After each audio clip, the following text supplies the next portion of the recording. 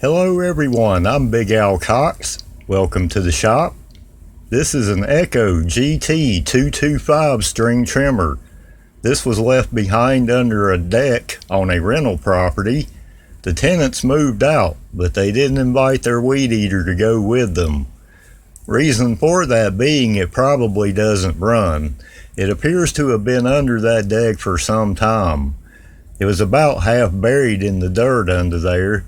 You can kind of see the dirt line on it. You guys that just throw your weed eater up under the deck or roll your push mowers up under them, it's not exactly staying dry up under there. Just looking, I don't see any missing parts on the engine section. The shaft is not all rusted up. The handle is there and not broken, and the kill switch is there. Now it is missing the debris guard. Not me, buddies. Can't deal with that. Gotta have the guard on it. At least stops some crap from flying all over you. Plus it has the blade that keeps the string length in check. These are the specs for the GT-225. Its relative is the SRM-225, only difference being it has a straight shaft, so when you order parts for the engine like the carburetor, plug, filters, they'll be all the same. Your difference will be with shaft parts like the trimmer head and guard and the cable drive. You can still buy this trimmer new from many lawn and garden stores. Echo dealers still sell them. They're actually considered commercial grade trimmers, but they're actually fairly popular with homeowners. At this time they generally sell for around $200, a pretty good deal.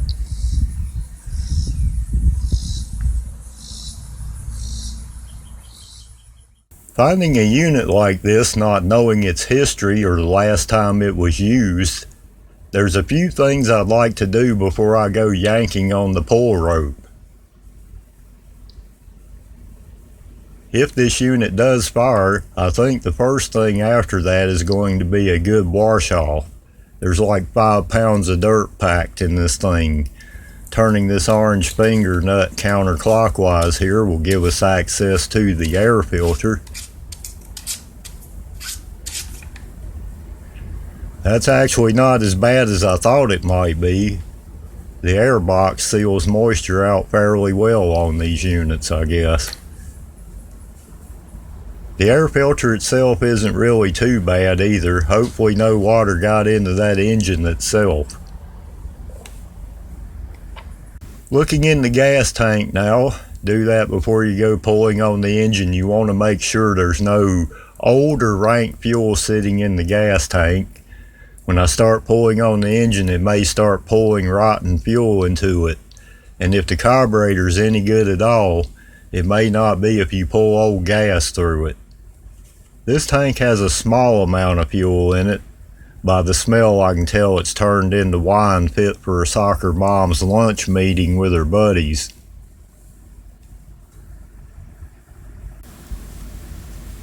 Using a 3/4 socket, I'm going to take the plug out. I'm going to inspect the tip. You can tell some about how the engine was running by looking at the spark plug tip. If it's all black, that can mean it was having a fuel issue. If there's rust on it, then the engine may be contaminated with water. This plug has a moderate carbon buildup on it. Long as we have spark, I think it'll be good enough to test fire this unit.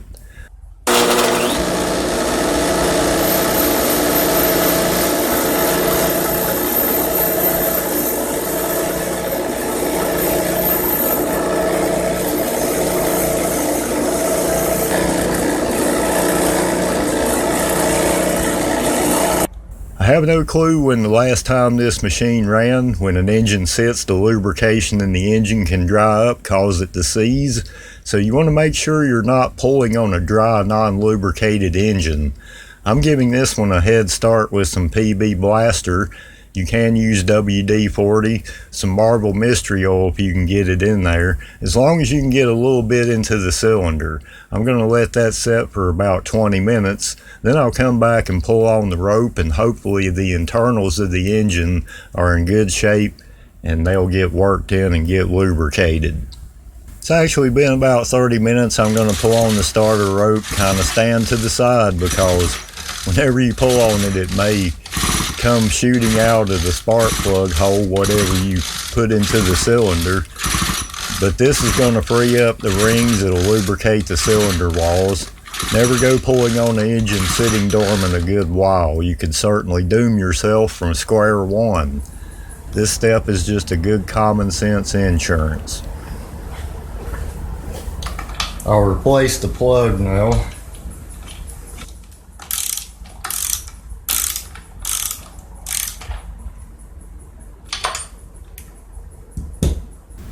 Alright buddies, this is a spark tester. You can get these at Napa Auto Parts. Simply connect this in circuit with your spark plug, and if you have a spark, there's a bulb in the unit that will illuminate when you pull on the engine.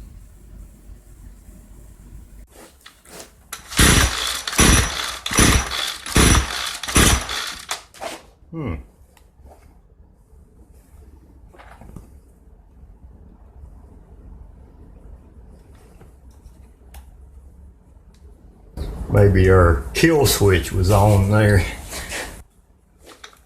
Yep. That's what it was, our kill switch was on. But we do have spark. Rather healthy spark. The burning question, the elephant in the shop. Will the engine fire? Okay, I'm going to remove my spark tester. I'm going to spray some starter fluid into the intake and see if it'll pop off.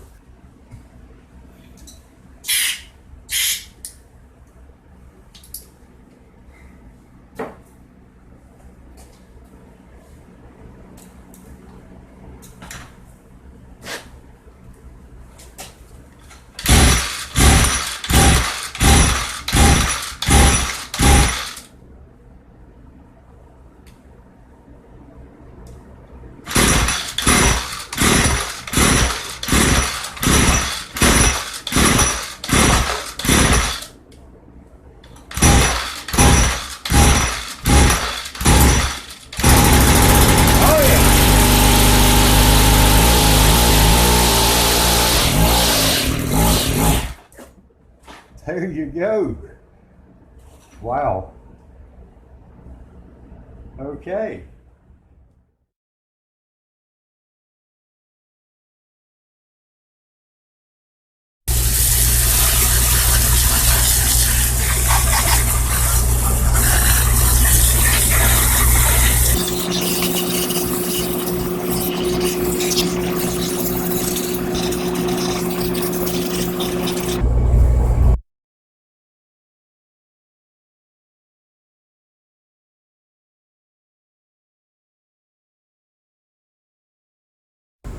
This unit cleaned up really nice.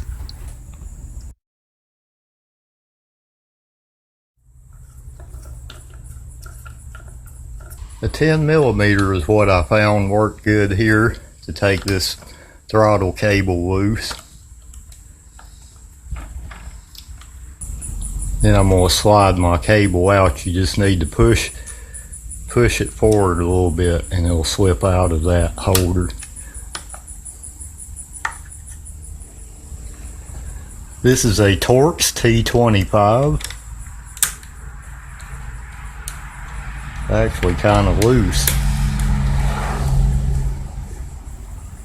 I tried adding fresh 50-to-1 fuel to the tank, but the primer bulb isn't drawing any fuel. I suspect with the age of this unit, it's probably way past due for a carburetor rebuild and fuel line replacement. Going to disconnect my fuel line.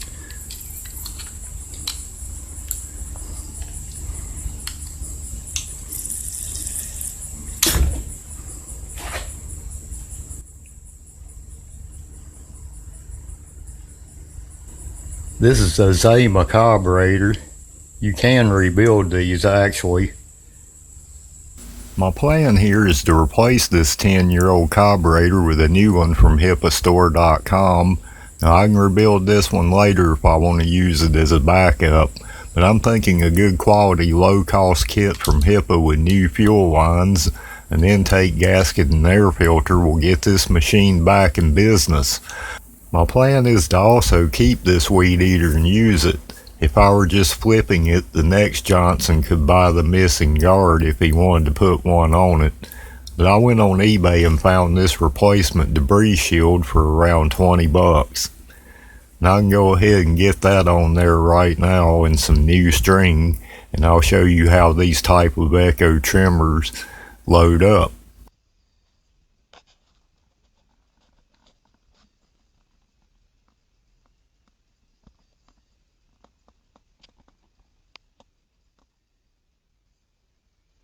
Installing new lines in these heads are easy. Echo calls for 90 mil line. This is actually 80 mil steel trimmer line, but it still should work. Cut some strips to length, say around 8 to 9 inches. This string will feed through the opening from the outside. It only goes one way, so when you feed it in, there are magic fingers inside to grab it and keep it from coming back out. I'm going to go ahead and cut this one to length because I didn't measure these pieces before I cut them here.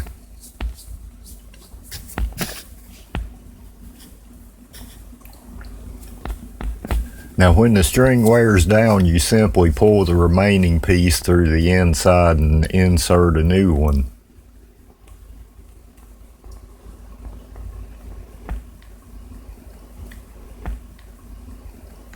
Fresh string installed. You can actually get a feed head for this trimmer, and I may eventually get one of those for this one. This shield was shipped with the trim length blade taped up for safety. If you get a new one, you want to be sure to remove that, especially if you put a feed head on, because that's what keeps your string length in check. A trimmer is designed to cut a certain path. Without the guard that contains the string length via this blade, you can actually put more of a load on the engine, the cable drive, and the clutch than it's designed for. Thus, you're going to have the associated wear problems. And actually, one of the things I noticed pulling on the engine before is that the trimmer head is turning. Now, that's the sign of a worn clutch. The trimmer head should actually not turn until you rev the engine. Now I'll know for sure when it runs again if I can get it down to the lowest idle speed and the trimmer head is turning. A bad clutch is bad for the engine and the drive parts, certainly, and can cause poor cutting performance. Just common sense to replace a bad one.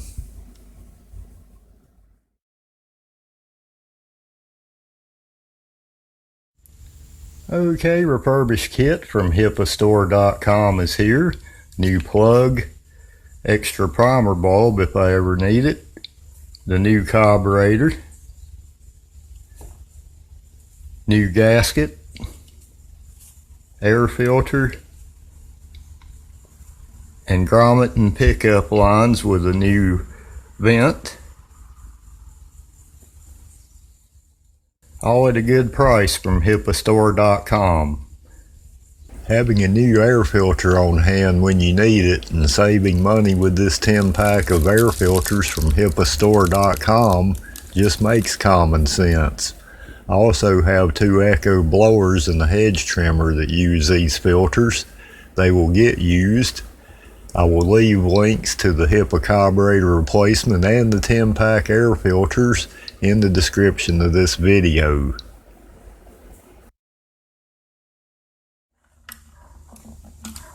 I'm going to remove this grommet that contains my old fuel lines here. Let's take a flat screwdriver. You should be able to convince it to come out.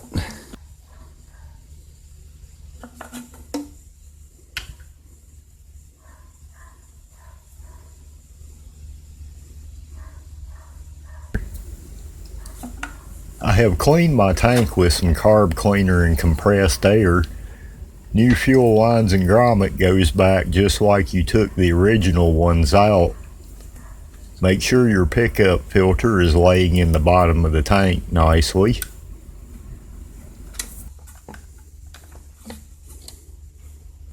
Okay, my new grommet and my new fuel lines are in. And this vent right here is going to ride right up here. The return fuel line will hook to the left stem of the carburetor, and the pickup line with the fuel filter installed will connect to the right stem of the carburetor. Right here you're going to have this intake gasket that goes on just like that. I'm going to spray that intake mount right here and clean it off with some Napa carbon choke cleaner.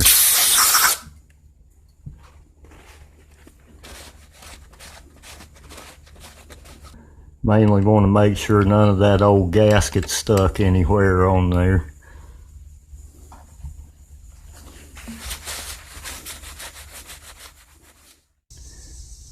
Okay, the first thing you want to do is make sure you got this piece first. And get your bolts in there. And when you're going back on with this plate, you want to make sure the choke's facing this way when you mount it on there. And I'm going to go ahead with this outer gasket here. I've spread some general purpose grease on these gaskets to preserve them. And you'll notice I've kind of used my grease to put this one in place.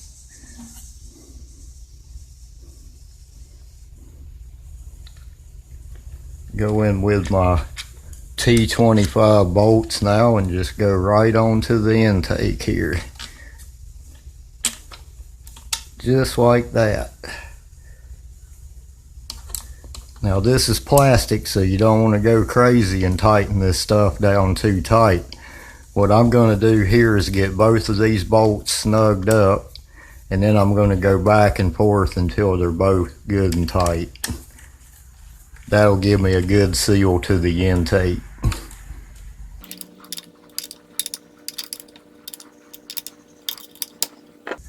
Okay, looks good. Alright, new carburetor installed. New fuel lines, grommet, and fuel filter.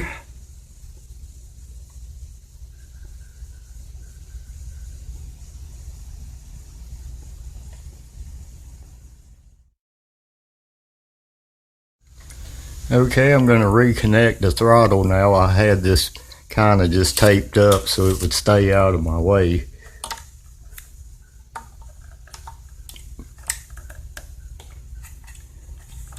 To reconnect this part right here, I'm gonna and just lay it in there, just like that.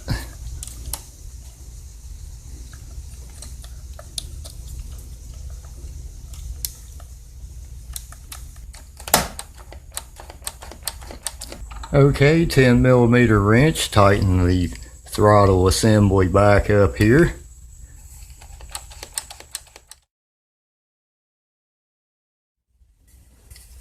This is carburetor and parts cleaner. I'm going to just spray off this plate.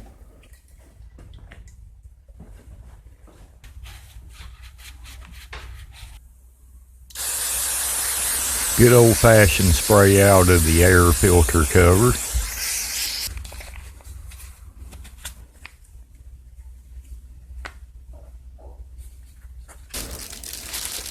This is our new air filter from hipastore.com. Get that on there.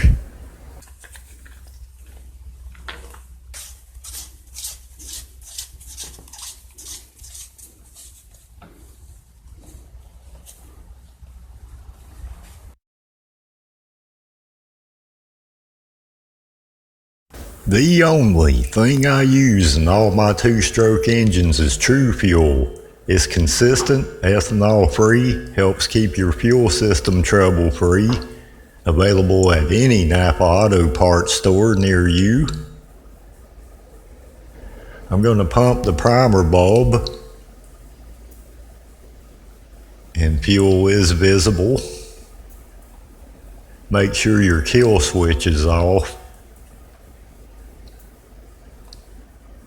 I'm going to try a full choke to start with. It is pretty warm in here though.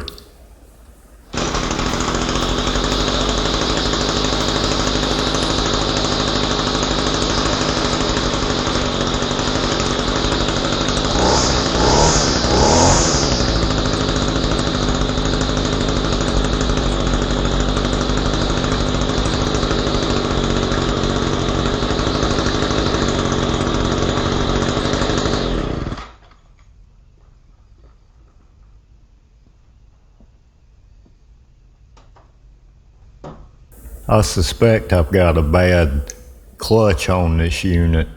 I'm going to try to adjust my idle with this screw right here on the carburetor.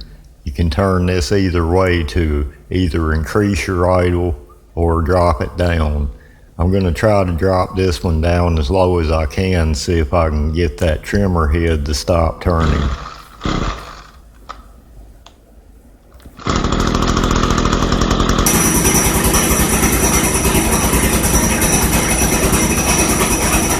No matter how low I'm dropping it down, it will not stop turning, so I do have a bad clutch.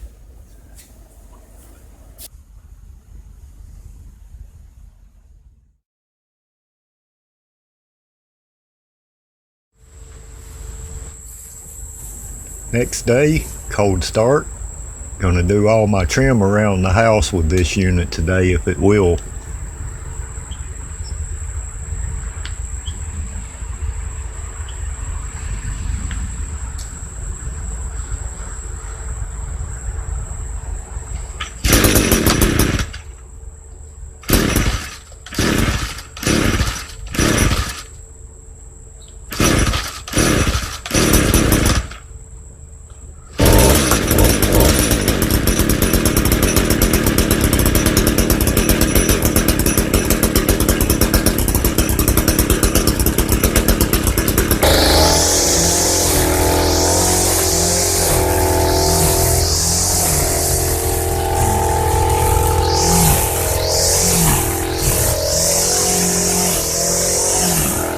Wow, this is another great save from the landfill. It's running and cutting great. It's a great unit to use around the house. Just needs a new clutch to give you better control over the cut. That'll make it easier to start and be less stress on the engine also.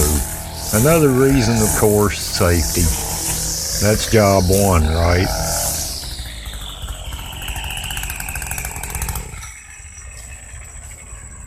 Recapping, I have replaced the carburetor, fuel lines, grommet and fuel filter, and tank filter. I've also cleaned out the gas tank. It has a new air filter. I cleaned the spark plug that was in it, and that's doing fine, so I'll keep the Hipa plug with the kit for the standby. I cleaned all the crud out of this unit, and I also replaced a missing debris shield. These are great trimmers still sold on Echo's website and in many stores. This one, being from 2013, has been revived, and even now it still has good power for medium duty cutting and seems to start easy. It's fairly pleasant to hold and use. Its relative SRM 225 is the straight shaft version of this unit. That's also available on Echo's website.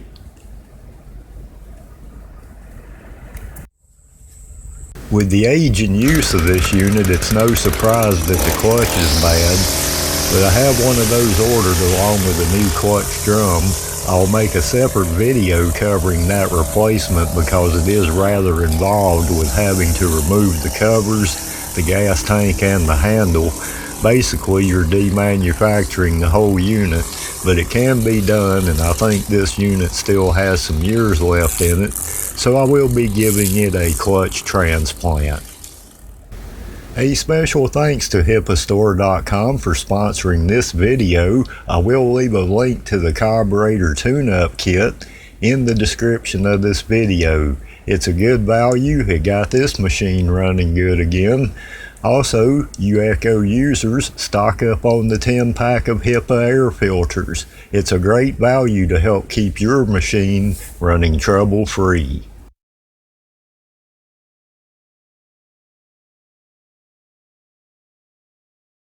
A big salute to my friends at Napa Auto Parts at 1402 National Highway in Thomasville, North Carolina. Stop in there, see them today for all your shop needs. Get your repair or project done. Tools, chemicals, air and fuel filters, engine oil, shop rags, and more. For 100 years, our friends at Napa have kept America running.